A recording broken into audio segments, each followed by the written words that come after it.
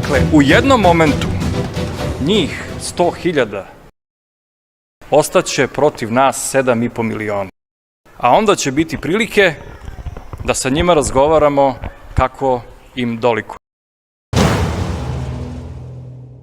Mlad je čovjek, ali već više decenija se bavi temom Crne Gore. I pravo da vam kažem, dosta sam od njega naučio.